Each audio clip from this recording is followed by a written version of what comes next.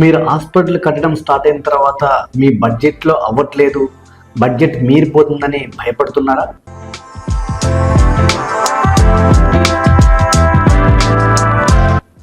అయితే హాస్పిటల్ కట్టడానికంటే ముందు ఏమేమి తెలుసుకోవాలో ఇప్పుడు చూద్దాం. సాధారణంగా ఒక డాక్టర్ హాస్పిటల్ కట్టడానికంటే ముందు కొంత నాలెడ్జ్ ఉంటుంది. చక్కగా ప్లాన్ తీసుకోవాలి, మంచి ఆర్కిటెక్ట్ని సంప్రదించాలి, కొంతమంది కాంట్రాక్ట్ని సంప్రదించాలని.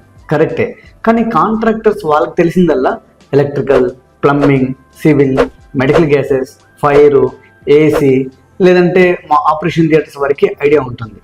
కరెక్టే, కానీ వాటితోనే హాస్పిటల్ పూర్తవ్వదు.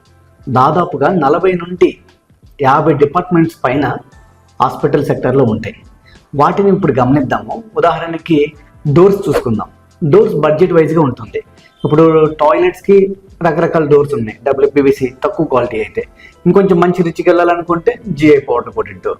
అలాగే మనం రూమ్స్ కూడా అంతే, ఫ్లష్ డోర్ అని పెట్టవచ్చు, లేదంటే దానికి కూడా GI పౌడర్ కోటెడ్ డోర్ వెళ్ళచ్చు. లేదంటే కొన్ని వార్డ్స్కి, ఐసీయూకి, ఆపరేషన్ థియేటర్కి వాటి ఖచ్చితంగా GI పౌడర్ కోటెడ్ డోర్కి వెళ్ళాల్సిందే. సో ఇలా వాటిలోనే కొన్ని రకాలు ఉన్నాయి. ఇవి కాకుండా రిసెప్షన్ ఏరియాలో గ్లాస్ డోర్స్ వస్తాయి. ఇంకొన్ని డిపార్ట్మెంట్స్ గురించి చూస్తే UPVC విండోస్, CCTV గురించి, network, EPABX, door access control, granite, lifts అని, SS రైలింగ్ అని, అలానే కార్పెంటర్ వర్క్స్ అని, టైల్స్, వెనైల్ ఫ్లోరింగ్ కొన్ని ఐసీలో, ఆపరేషన్ థియేటర్లో, అలాగే RO ప్లాంట్ వాటర్ కోసం, లేదంటే డయాలసిస్ వింగ్ కోసం.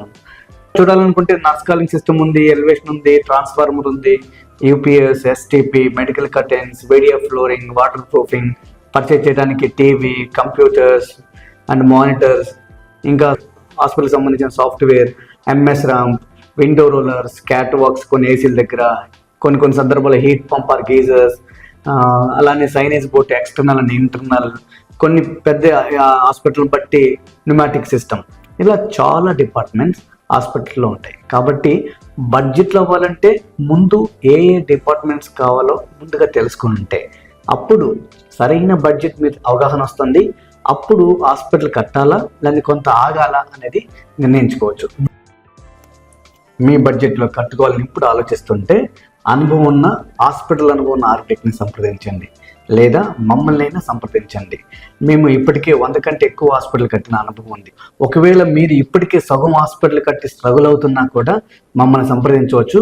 వీలైన త్వరగానే మా టీం వచ్చి ప్రాబ్లమ్ని రెక్టిఫై చేస్తుంది.